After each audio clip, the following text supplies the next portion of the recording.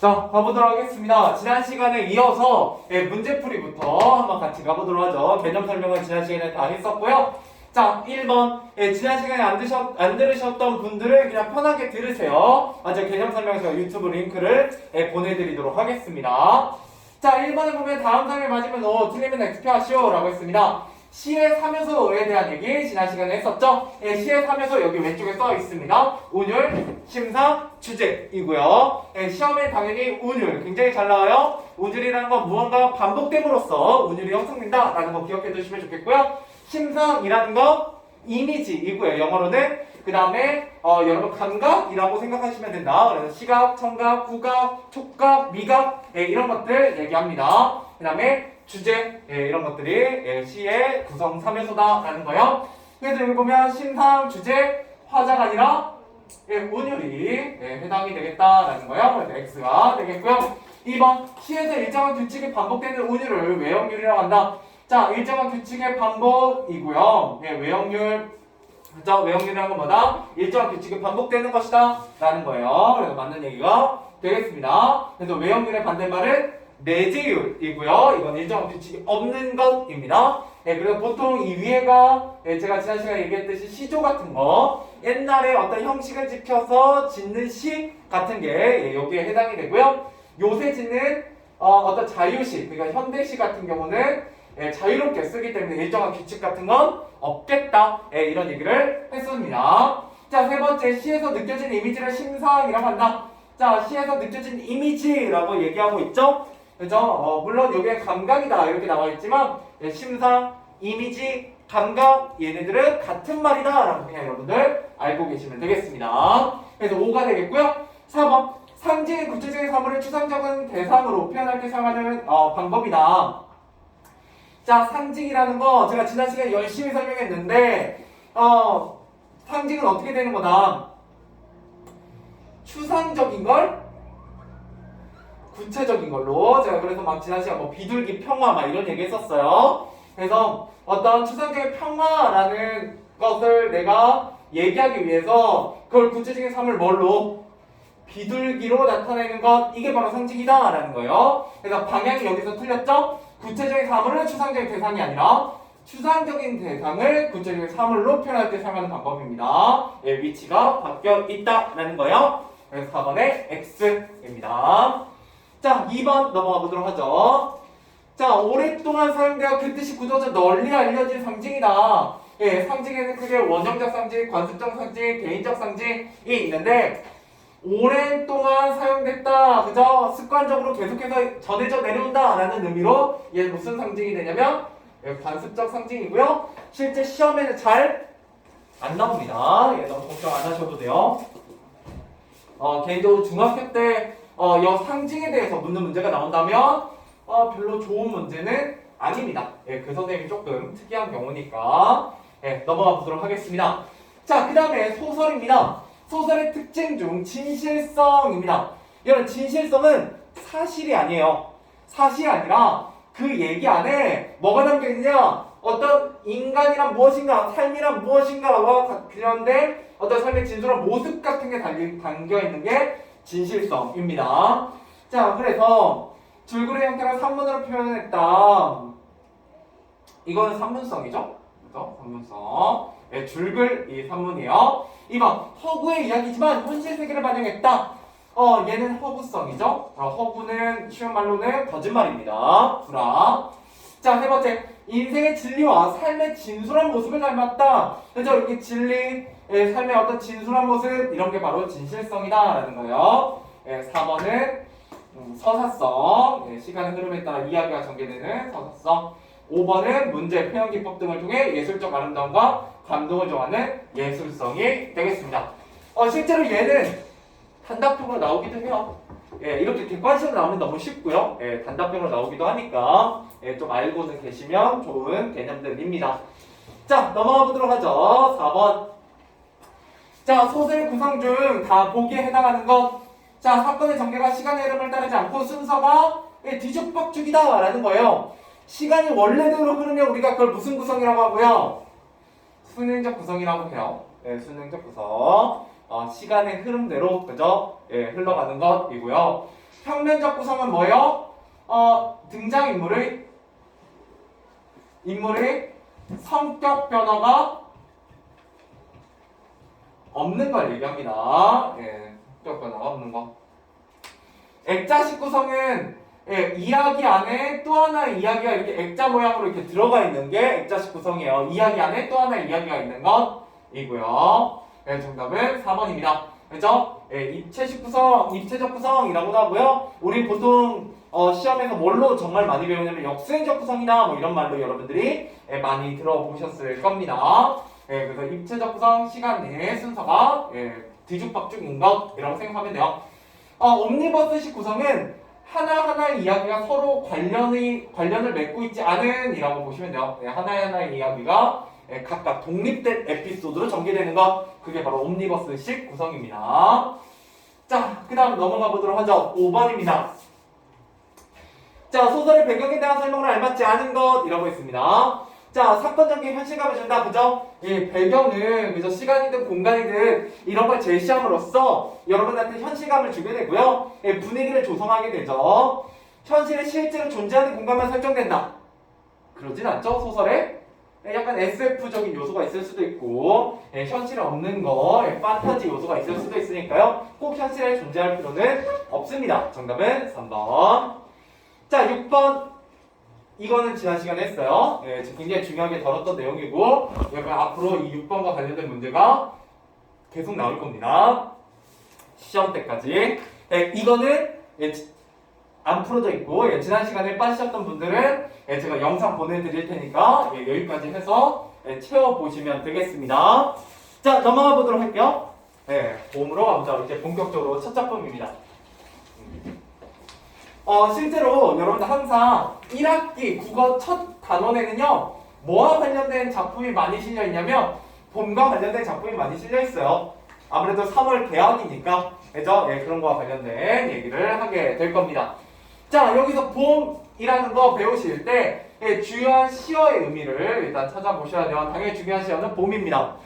봄의 의미가 무엇인가 라는 걸 여러분들이 공부하시는 게 이 단원의 가장 중요한 내용 중에 하나고요. 그때 뭐가 쓰이고 있다? 봄에 상징적 의미가 쓰이고 있다라는 거예요. 즉 봄이라는 구체적인 대상이 어떤 추상적인 의미를 담고 있을 것이다 라고 여러분들이 미루어 짐작하면 되겠습니다. 자, 한번 가보도록 할게요.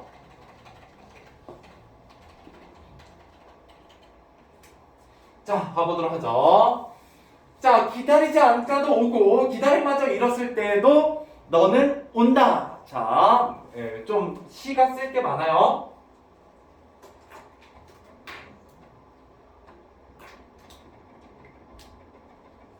자, 가보도록 하죠. 여기 한번 밑줄 쳐보시고요. 첫 번째부터. 자, 계절이 순환하는 자연의 섭리. 계절이 순환한 자연의 섭리입니다. 여러분, 이 시의 중심 소재는 봄이죠. 봄에 대해서 이렇게 얘기하고 있어요. 기다리지 않아도 온다라는 거예요. 그쵸? 참고로 어제 지금 올해 들어 가장 추운 날이 어제였죠. 영하 2도까지 떨어지고 낮 최고 온도가 2도밖에 안 됐었어요. 이렇게 추운 날이 지속되고 있고 이제 롱패딩의 계절이 됐지만 좀만 지나면 한 두세 달 지나면 이제 귀신같이 어떻게 된다고요? 날이 따뜻해지죠. 그죠? 봄이란 그런 존재예요. 기다리지 않아도 오게 되는 그죠? 존재이죠. 이런 거는 절대적인 섭리예요. 진리입니다. 그런데 그럼에도 불구하고 내가 지금 어떤 상태다. 기다림마저 잃었을 때에도 라고 했어요. 기다림마저 잃었을 때 기다림마저 잃었다라는 거예요. 보통 봄이라고 하면 희망 같은 걸 상징하는데 그 희망을 지금 기다리지도 못하는 상태에 빠져 있는 거죠. 이게 바로 무슨 상황이겠어요? 절망적인 상황이다. 이렇게 보시면 됩니다. 절망적인 상황.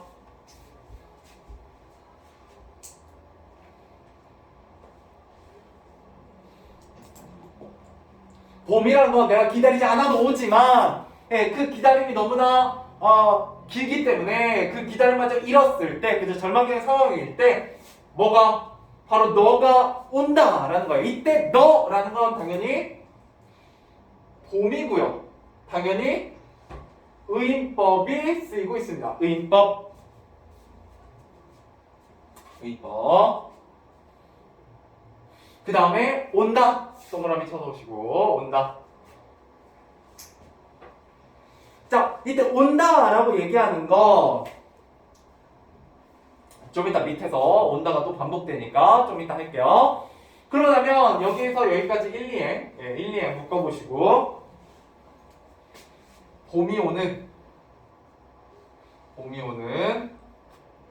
자연의 당위성 이라고 쓰세요. 자연의 당위성입니다. 담이 당 당. 당연하다라는 거예요. 그런 일이 일어나는 것이 당연하다라는 얘기의 뜻을 갖고 있는 단어가 바로 당위성입니다. 당위성. 자, 당위성. 그쵸? 예, 항상 계절은 순환하는 거다라는 거예요. 자연이 오는 거다라는 거죠. 자, 어디 뻘밭구석이나 네모 안 쳤지? 네모. 썩은 물웅덩이 같은 데를 기웃거리다가 자, 이때 네모는 뭐겠어요? 네모 땡땡. 봄이 오는 것을 봄을 이제 의인화해 놨기 때문에 봄이 오는 것을 가로막는 장애물.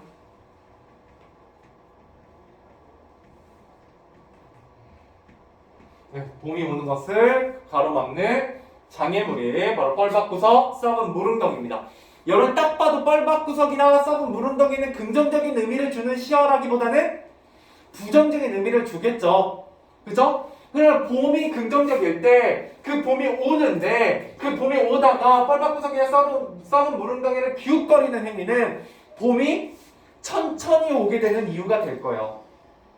그죠? 예. 그렇다면 당연히 봄은 빨리 와야 되는데 천천히 오게 만들고 있으니까 당연히 장애물로서 부정적인 역할을 하고 있다라고 여러분들 생각하시면 되겠습니다. 여러분 기본적으로 시에 대한 해석은 암기가 기본이긴 합니다. 근데 암기를 하실 때 그냥 생으로 암기하시는 것보다는 어때요? 이것도 하나의 스토리가 들어가 있어요. 그래서 그 스토리를 여러분 어느 정도 이해하시고 느끼시면 크게 외울 게 많지 않습니다. 계속 가볼게요. 계속 봄에 대한 얘기죠. 봄이 한눈좀 팔고 싸움도 한판 하고 지쳐 나자빠져 있다가 어때요? 여기부터 여기까지 묶어볼까요? 여기부터 여기까지 네 줄입니다. 네 줄. 봄이 오기까지의 시련과 역경. 봄이 오고는 있는데 그죠? 쉽지 않다라는 거죠. 나한테 오기까지가. 그죠? 그러고 나서 다급한 사연이라고 밑줄 쳐보시고요. 이거 다급한 사연은 봄이 오기를 간절히 바라는 마음이요. 누구의 사연이요? 나의 사연이죠. 그죠? 누군지 모르지만 이 시적 화자는 굉장히 봄이 오기를 간절히 바라고 있고요. 그 마음을 다급한 사연, 이렇게 사연에 담아서 누구한테 달려가요? 누가 달려가요? 바람이 그걸 가지고 달려간다는 거죠. 누구한테? 봄한테 달려가서 흔들어 깨우고 있어요. 자, 한번 보시죠. 여러분 보통 나무가 이렇게 있고요. 나무를 바람이 불어서 나무를 흔들어요. 그러면 이때 바람은 보통 긍정적인 의미로 써요? 부정적인 의미로 써요? 나무가 바람에 흔들려요. 그러면 보통 긍정적인 의미로 써요? 부정적인 의미로 써요? 부정적. 보통은 부정적 의미로 쓰이죠. 그런데 이때 바람을 잘 보세요. 바람 좀 중요한데 세모도 이미 썼고 여러분 편한 대로 하세요. 이때 바람은 다급한 나의 사연을 봄이 빨리 오길 바라는 그 사연을 들고 누굴 흔들어 깨우고 있어요? 그렇죠. 봄을 흔들어 깨우고 있어요. 그러면 그 바람의 깨움을 당한 봄이 눈을 부비면서 더디게 온대요. 그러면 이때 바람의 역할은 긍정적인 역할이에요? 부정적인 역할이에요?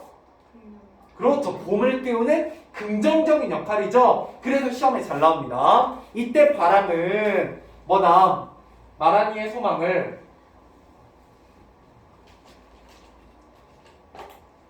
소망을 봄에게 전하는 매개체야. 마라니의 소망을 봄에게 전하는 매개체입니다. 긍정적인 의미죠. 긍정적인 의미. 이때 흔들어 깨우는 거, 봄을. 그죠? 근데도 불구하고 어때요? 봄은 빨리 오진 않아요. 근데 멈추지도 않아요. 그죠? 예, 기다리지 않아도 오고, 그죠? 눈을 비비면서 더디게 온다. 아까 위에서 동그라미 쳤었어요. 온다. 동그라미 한 번 더 쳐보시고요. 더디게 마침내 올 것이 온다 라고 얘기하고 있어요. 자, 이때 말하는 이는요, 봄이 올 것에 대해서 어떻게 생각하고 있어요? 느리지만 봄이 분명히 온다라고 생각하고 있죠. 자, 이때 온다라는 말투를 통해서 일단 동그라미 땡땡, 이걸 뭐라고 하냐, 우리가 단정적 어조다라고 얘기합니다. 단정적 어조. 예. 그리고 얘를 뭐 하고 있어요? 반복하고 있어요. 단정적 어조를 온다라고 반복하니까, 단정지어서 반복하니까 어때요? 여기에 어떤 효과가 있느냐? 봄이 반드시 올 것이라는 믿음을 드러낸다라는 거예요. 저 봄이 반드시 올 것이라는 믿음을 뭘 통해서, 이거 시험에 잘 나와요? 온다라는 단정적 어조를 통해서 드러내고 있다라는 거예요. 그래서 그 다음에, 예, 그래서 이때 온다, 마침내 올 것이 온다. 여기도 밑줄 한번 쳐보시고, 예, 봄이 올 것이라는 말하는 이의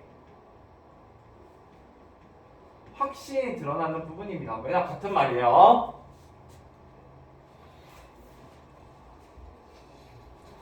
자, 그러고 나면 이렇게 얘기해요. 이제 봄을 맞이했을 때의 감격입니다. 너를 보면 눈부셔. 이때 너도 역시 봄이죠. 네, 봄을 보면 눈이 부셔서 일어나 맞이할 수가 없다. 너무 감격스러워서. 여러분 혹시 그런 거 본 적 있니? 이번에 LA에서 굉장히 큰 미국에서 공연이 하나 있었어요. 어떤 가수가 공연을 했냐면, 네, BTS가 했죠. 그죠? 4만 명 모아놓고 했다고 했던가요? 그죠? 제가 얼핏 듣기로는 4만 명이었다고 했던 것 같아요. 근데 이제 보통 그렇게 콘서트를 하면요, 뭐가 무조건 와 있는지 아세요? 그 무대 앞쪽에? 팬은 당연히 와 있죠. 보디가드. 보디가드도 와 있죠. 근데 무조건 앰뷸런스가 와 있어요. 왜요? 심정지. 네. 흔들려서. 혹시 막 유튜브 같은 데 보시다 보면, 제일 유명했던 사건 중에 하나는, 우리나라에서 유명했던 사건 중에 하나는, 예전에 98년도에, 너무 옛날이죠? 라떼는 아니에요. 예, 저도 보진 못했으니까. 98년도에 누가 왔었냐, 우리나라에. 우리나라 IMF로 힘들어서, 그때 당시에 대통령이 이제 김대중 대통령이었는데, 김대중 대통령이랑 굉장히 친했던, 굉장히 유명한 팝의 황제라고 불리는 가수가 우리나라에 내한을 와요. 마이클 잭슨? 네, 마이클 잭슨입니다.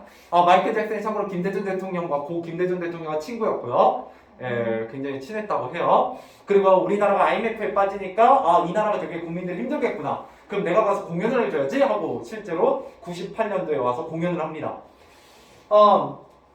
여러분들은 물론 저도 마이클 잭슨 세대는 아니라서 잘 모르지만 그때 왔을 때도 수십 명이 병원에 실려갔죠. 그죠? 그 마이클 잭슨 나중에 혹시나 우연히 보시다 보면 정말 유명한 영상 중에 하나가 뭐냐면, 미국에서 공연할 때 딱 무대에 서요. 그, 그러고 나서 이렇게 5분 내리고. 가까이 가만히 서 있어요. 네. 딱 가만히 서서 5분을 그냥 침묵으로 있습니다. 근데 막 사람들 막 쓰러져요. 막. 좋아가지고. 예.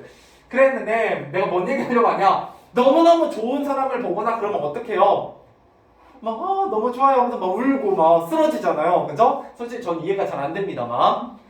실제로 기네스북에 올라가 있는 거는 한 공연에 300명 가까이 기절한 공연이 있어요. 마이클 잭슨은 아니고 되게 유명한 뭐 락밴드라고 하는데 전 잘 모릅니다. 아무튼 그런 거라고 생각하시면 돼요. 알겠죠? 예, 되게 좋은 상태다라는 거 입니다. 네. 혹시나 이거 그냥 읽으면 되게 안 좋은 상태라고 해석할 수도 있거든. 예, 근데 되게 좋은 거예요. 입을 열어 외치지만 소리는 굳어. 그죠? 예, 너무 좋으면 막 목소리 안 나오잖아. 그죠? 예, 소리 굳어. 나는 아무것도 미리 알릴 수가 없다. 뭘 알리고 싶은데 드디어 여러분이 기다리던 봄이 왔어요 라고 외치고 싶은데 너무 좋아서 목소리가 안 나오는 거죠. 그러고 나서 나는 겨우겨우 뭐 하는 거예요? 가까스로 두 팔을 벌려서 뭐를? 봄을 껴안아 보고요. 뭐라고 얘기해요? 너 먼 데서 이거 돌아온 사람아 라고 얘기하고 있습니다. 자, 그러고 나면 여기까지 한번 묶어보시고요. 알릴 수가 없다까지 묶어보시고 이게 바로 봄을 맞이하며 느끼는 감격입니다. 네, 너무너무 감격스럽다라는 거고요. 자, 가까스로 두 팔을 벌려 껴안아 보는 무슨 의미가 있냐? 예, 기다림이 끝난 것에 대한 기쁨의 행동입니다.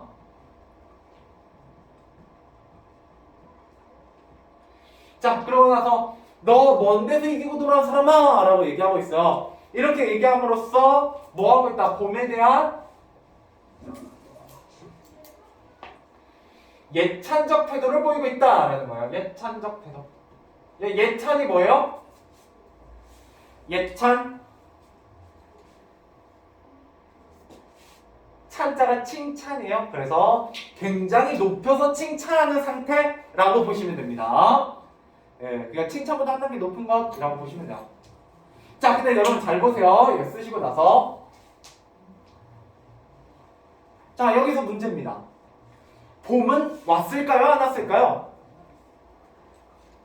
지금 얘가 일어나 맞이할 수 없고 얘 막 목소리가 안 나오고 가까이서 두 팔을 벌려 껴안고 너 이번 데서 이기고 돌아왔구나 라고 봄한테 얘기하고 있는 지금 이 상황이 일어난 일이야? 안 일어난 일이야? 안 일어나. 아직 안 일어난 일이야. 왜요? 이거는 아직 일어나지 않았어요. 왜 그런지는 이제 뒤에서 제가 설명해 드릴 걸 할게요. 그래서 잘 보세요. 올 것이 온다 라고 얘기하고 있잖아요. 그러니까 가까운 미래에 올 것이고요. 그때 왔을 때 난 이럴 것이다 라고 얘기하고 있는 거고요. 아직 오지 않았어요. 봄은. 알겠죠? 그러면 여기에 전체적으로 제목도 봄이고 계절도 봄인 것 같지만 실제로 이 시가 쓰였을 때 계절은 뭐라고 봐야 돼요? 봄이 오기 전 겨울이라고 보셔야죠. 그죠? 예, 아직 오지 않았습니다. 자, 왜 그런지는 뒤에서 다른 부분에서 해석이 조금 여기서 갈리는 부분이 있기 때문에 지금까지 한 거는 뭐에 대한 해석이다? 시 자체에 대한 해석이에요, 여러분. 지난 시간에 했었죠? 해석이 4가지가 가능하다. 그 중에 첫 번째 시 자체로만 해석한 겁니다. 그냥 봄에 대한 기다림, 봄에 대한 예찬이 지금 제가 해드린 내용이 되겠어요. 자, 그래서 한번 정리해 볼게요. 자, 주요시어 내가 간절하게 기다리는 대상입니다. 이건 참고로 작품 자체로 해석했을 때요. 그냥 작품 자체로만 해석하면 기다린 대상이죠. 다른 의미 없어요. 그죠? 자, 뻘박구석에 써있는 무릉동이는 아까 가로막는 장애물이다 이렇게 얘기를 했고요. 실현과 역경이죠. 봄이 늦게 오게 만드는. 자, 다급한 사연. 봄이 어서 오기를 바라는 마랑의 간절함이고요. 이걸 전하는 매개체는 바람입니다. 이 바람은 매년 2년에 한 번씩 단답형 정답으로 나와요. 정말 자주 나옵니다. 자, 이때 봄이라는 건 상징적 이미지죠? 얘는 구체적인 거고요. 진짜 봄이 담고 있는 추상적 의미는 희망의 이미지, 희망이고요. 기다림이고요. 그 다음에 당연히 와야 할 대상이에요. 당연한 대상입니다. 당연한 대상. 계절의 순환. 그래서 그냥 합치면 우리가 항상 가지고 있는 희망이라고 볼 수가 있죠. 여기까지도 뭐라고요? 작품 자체로 해석한 거라고요. 자, 그 다음에 문제수가 좀 적으니까요. 오른쪽까지 한번 해봅시다. 자, 오른쪽에 보시면 다음은 이 시의 전개 과정이다 라는 거예요. 했던 말이야. 자, 일단 여기 보시면 온다 라는 걸 반복하고 있죠. 그래서 이 단정적 어조를 반복하는 이유는 너가 올 것이라고 뭐 하고 있다는 거예요? 내가 믿어 의심치 않는다. 이걸 두 글자로 바꾸면 네, 확신하고 있다 라는 거예요. 굉장히 확신에 차 있고요. 굉장히 믿음에 차 있다 라는 거예요. 그걸 뭘 통해서 드러내고 있다? 온다 라는 말투를 통해서 드러내고 있다 라는 거고요. 그 다음에 더디게 온다고 느끼는 까닭. 간절하기 때문이죠.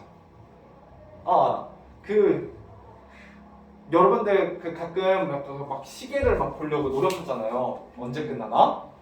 예. 근데 그때마다 한 번씩 시계를 보면 그 다음부터 시간이 어때요? 빨리 가요? 늦게 가요? 겁나 늦게 가요. 나중에 남학생분들은 국가가 1년 반 정도 부릅니다. 강제로. 예, 그래서 거기에 가셔가지고 시계를 한번 보시면 정말 그지같이 안 가요. 예, 1년 반이. 예. 아무튼 내가 기다리면 기다릴수록 시간은 늦게 가는 게 국룰입니다. 그죠? 재밌게 놀 때는 시간 잘 가잖아요. 그죠? 자, 아무튼 네, 그래서 내가 기다리는 대상이 굉장히 있다라는 거고요. 그 다음 마침내 너를 만나 말한 이는 눈이 부셔서 일어나 맞이할 수가 없다고 했다. 만약에 심령은 당연히 감격스럽고 기쁘다라고 보시면 되겠습니다. 자, 이를 바탕으로 봄을 해석하게 되면 뭐다? 간절히 기다리는 대상, 그죠? 기쁨을 느낄 수 있는 대상, 뭐 짝사랑하는 사람 뭐 이런 걸로 해석할 수 있겠구나라는 거예요. 그리고 이제 뒤에 페이지로 넘어가면 작품 자체에 대한 해석이 아니라 작품을 쓴 작가와 이 시가 쓰였을 당시의 시대 상황을 반영해서 해석하게 될 겁니다. 그러면 해석이 달라져요. 그래서 이 시는 작품 자체의 해석과 작품의 작가나 시대 상황을 반영한 해석 두 가지 축을 동시에 공부하셔야 되는 단원이 됩니다. 일단 오늘 하나만 배웠어요. 자, 문제 풀어보시죠. 1번부터 오른쪽 11페이지 2번까지 5문제가 되겠습니다. 풀어보세요. 그거 풀고 다음 페이지 조금 설명하고 마무리할게요.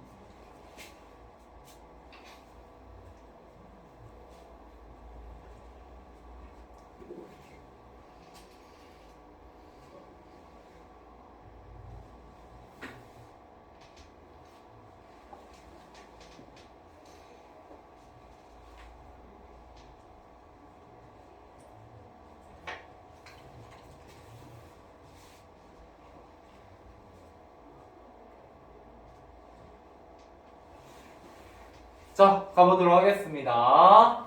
자, 한번 1번으로 가보시죠. 자, 이 시에 말하는 심리 및 태도로 알맞지 않은 거 정답 몇 번이에요? 1번이 되겠죠? 나는 절대 찾아가지 않아요. 나는 뭐 할 뿐이에요? 봄이 오기를 기다릴 뿐이에요. 그죠? 단지 너무나 기다림이 간절하기 때문에 뭐 하긴 해요? 나의 이런 간절한 사연을, 다급한 사연을 바람을 통해서 봄에게 보내고자 하긴 하죠. 하지만 그게 내가 적극적으로 찾아간다 라고 보기 좀 힘듭니다. 네, 기본적으로 기다림이야. 정답은 1번입니다. 자, 그 다음 2번 정답은 바람? 네, 이거 워낙 많이 나온다고 했어요. 예, 실제로 시험에서도 나옵니다. 자, 3번. 기억과 같은 표현 방법이 쓰인 것. 예, 기억에서는 뭐가 쓰이고 있냐? 예, 눈을 비비면 너는 더디게 온다 라고 얘기하고 있죠? 이때 너니까 무슨 법? 의인법 찾는 문제고요. 예, 사람이 아니면 사람처럼 표현한 거. 자, 1번에는 가치, 지급법이고요. 2번에 내 마음은 우수요. 은유법이요. 무엇은 무엇이다. 자, 꽃이 웃음 짓는데요. 얘가 바로 의인법이 되겠죠? 네, 의인법이. 세상은 그 얼마나 아름다운가? 얘는 대답을 요구하지 않는 질문을 통해서 내가 말하고자 하는 점을 강조하는 의문형 문장인 서리법이 되겠고요. 네, 그 길을 만들 줄도 몰랐었네. 나는이 예, 뒤로 빠져 있죠? 예, 문장의 순서가 뒤바뀐 얘를 도치법이라고 합니다. 예, 문장의 순서를 뒤바꿈으로써 내가 말하고자 하는 말을 강조하는 도치법, 예, 이런 것도 있다 정도만 아시면 되겠고요. 여러분 여기서는 표현 방법 의인법만 아시면 돼요. 자, 그 다음에 1번입니다. 이 시에 대한 설명으로 알맞지 않은 것. 자, 말하기엔 봄이 더디게 온다고 생각한다. 그죠? 가로막는 장애물, 빨바꾸석과 예, 썩은 무릉덩이. 온다라는 말을 반복하여 말하기에 확신을 강조하고요. 예, 말하기에 절망적인 상황 속에 또 봄은 오는 것이라고 믿어 의심치 않죠? 자연의 섭리기도 하고요. 자, 마침내 봄이 나타나자 말하기에 눈이 부셔서 봄을 외면해요? 그러진 않죠? 예, 외면하진 않습니다. 예, 너무너무 좋아서 어쩔 줄 모르는 거죠. 자, 그 다음에 2번. 자, 봄의 의미로 적절하지 않은 거, 짝사랑하는 사람, 나쁘지 않고요. 간절히 기다리는 거. 예, 자신이 이루고자 하는 꿈, 그쵸? 도저히 해결할 수 없는 문제를 간절히 기다려요? 그러진 않죠? 이거 저절로 해결되는 건 아니잖아요? 예, 정답은 3번이 되겠습니다. 넘어가 보죠. 자, 오늘 여기까지만 할 거예요. 여기까지만. 자, 가보죠. 자, 각자 해석한 봄의 의미에 대해 친구들과 이야기하고 친구들의 해석과 근거를 비교해보자. 자, 친구들의 해석이라고 했어요. 친구들이 뭐라고 생각하느냐라는 거예요. 친구들은 이 작품을 읽는 독자죠. 무슨 중심 관점?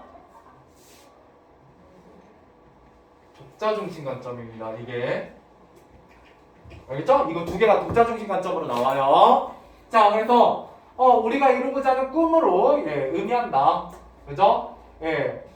계속 좌절하기도 하고 시련도 겪기도 하지만 노력하면 마침내 꿈을 이룰 수 있다는 점에서 그렇게 생각했어. 몸이 건강해지는 것. 작년에 많이 아팠는데 그때 건강해지를 바랬던 마음이 봄을 간절히 기다리는 마음과 비슷하다. 이렇게 나름대로 해석할 수 있죠. 독자가 나름대로. 그죠? 예, 이런 거는 바로 사람마다의 인식 수준, 관심, 경험 등이 다르며 얘도 시험에 나와요. 단답형으로. 자, 좌표를 감당하는 기준의 해석에 뭐가 다르다? 예, 근거가 다르다라는 거야. 여러분 해석할 때 뭐가 필요하다? 예, 근거가 필요한데 그게 근거가 사람마다 다르다. 이런 얘기를 하게 됩니다. 자, 그래서 3번 문제 가보도록 할게요. 3번 문제. 자, 봄의 의미에 대한 해석이 사람마다 다른 이유와 관련된 요인이 아닌 거. 자, 사람마다 다른 이유는 사람마다 경험, 해석의 방법, 감상의 기준, 가치관이 다르기 때문이죠. 사람마다 뭐가 달라지진 않아요?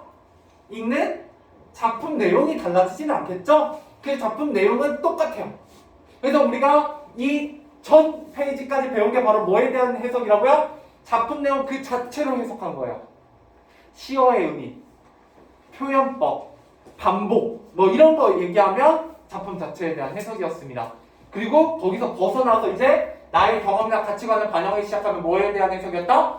독자 중심의 해석이었다 라는 거예요. 예, 그리고 그 근거가 다른 이유는 인식 수준, 관심, 경험, 가치관 이런 것들이 다 사람마다 달랐기 때문이다 라는 겁니다. 오늘은 여기까지 하도록 하죠. 고생하셨어요.